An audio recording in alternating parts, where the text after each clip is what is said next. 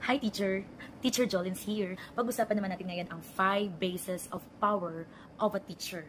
So meron tayong tinatawag na leadership o role ng isang guro sa loob ng classroom na magagamit nila ito sa tinatawag nating classroom management.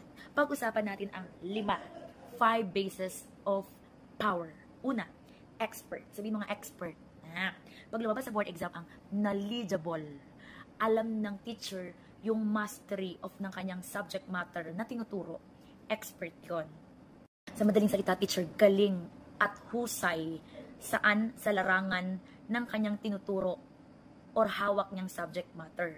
Very knowledgeable siya. Very expert siya. Yan yung tinatawag na expert power. Sa madaling salita, teacher, mabubuo ang tiwala ng bata sa'yo kapag alam mo ang sinasabi mo. Yan yung tinatawag na expert power. Pangalawa, referent power. Pag referent power, teacher, may ugnayan at may malasakit ang isang teacher sa estudyante.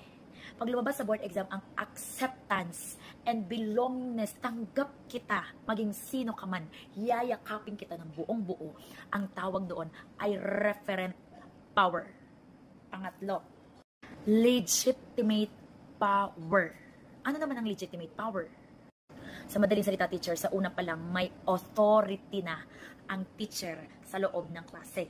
Pag lumabas sa board exam ang authority, may rules ako, may polisiya ako na dapat mong sundin kasi ako'y isang guro. That is legitimate power. Ngayon, ano naman ang pang-apat? Sabihin mo nga, reward. Reward power. Pag lumabas sa board exam, nagbibigay siya ng tinatawag na reinforcement. Reward power yon. O kaya naman, lagi siyang nagsasabi ng, kaya mo yan, ang galing-galing mo, may motivation ba? Pag may motivation, ang tawag doon ay reward. Lagi mong pinupuri ang bata, ang tawag doon ay reward. Teacher, ibig sabihin nun, nagbibigay ka ng alin, mga positibong ugali ng bata.